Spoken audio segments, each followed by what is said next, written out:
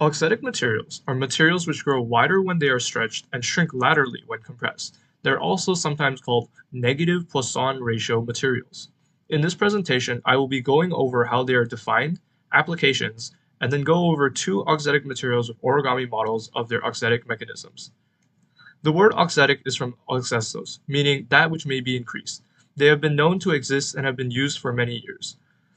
Auxetic materials are defined by having a Poisson ratio less than 0. The Poisson ratio is the negative of the x strain to the z strain, where tension is applied to the z direction, or in simpler terms, the increase in length of the x direction as we pull the z direction longer. This is only defined for the elastic region of the material before it is permanently deformed.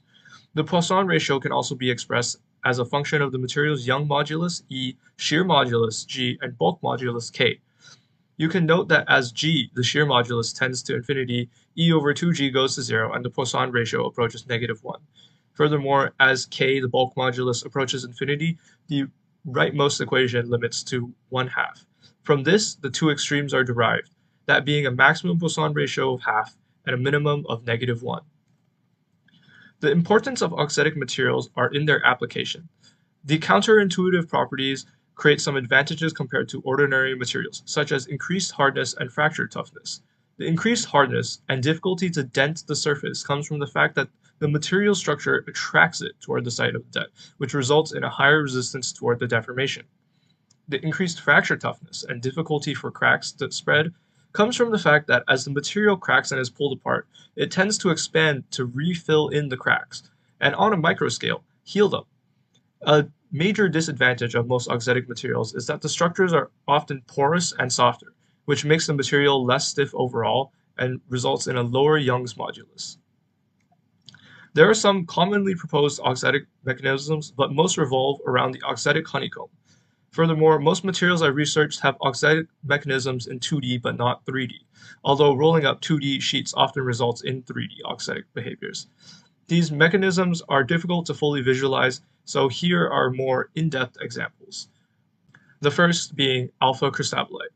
The first example is a metastable silica phase created by cooling beta cristabolite quickly to room temperature, and each tetragonal unit cell contains a helix of 5 silicon atoms, which is an open helix structure which provides the auxetic properties.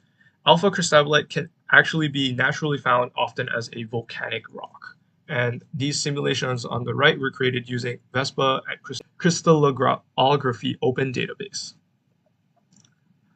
The leading mechanisms for the auxetic behaviors in alpha cristabolite is the rotation of rectangular units. This is also extremely anisotropic, meaning that if you change the angle you pull the crystal from, the response is entirely different, ranging from a Poisson ratio of -0.5 at 42 degrees up to a Poisson ratio of +0.08, and this was shown by a team using Brillouin spectroscopy. Here is a Origami model of the auxetic behavior. As you can see, as the model contracts, the voids disappear completely, but as it expands, the voids grow. This is both the key to its auxetic properties and the reason why I had to cut the paper. The foldable model is on the right. Roughly estimating the distances and using that to define strain, the Poisson ratio for this model is about -0.92, making it definitely auxetic. Another auxetic material is auxetic microporous ultra-high molecular weight polyethylene, which is a mouthful. This material has two distinct phases, a hard crystalline phase and a softer, less dense amorphous phase, and it is the interplay between these two phases which creates the auxetic properties, often modeled as an auxetic honeycomb. UHMWPE is one of many auxetic polymers, one of the most famous being Teflon. The main mechanism, as shown in the slide before, for auxetic polymers with very long names is the auxetic honeycomb, created by the crystalline phases being connected by the amorphous fibril. As the fibril move around, they can align the crystalline phases and actually increase the gap between them, leading to auxetic behavior. Here's another video of the origami model. As you can see, as I pull it apart, the diameter actually increases rather than necking down to a point and decreasing. If you would like to fold this model, it is in the top right. However, I would recommend using the next model because this one's actually quite difficult. A simpler way of demonstrating this material with origami is with its brother, the herringbone tessellation.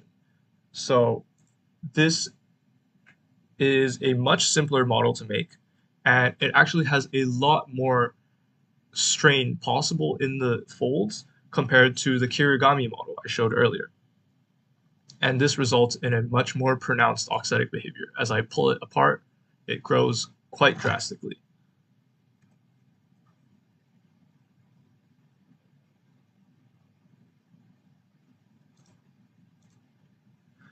Again, roughly estimating this using the distances before and after the paper is stretched, I can measure a Poisson ratio of about minus 0.53 for this origami model, which also makes it definitely auxetic.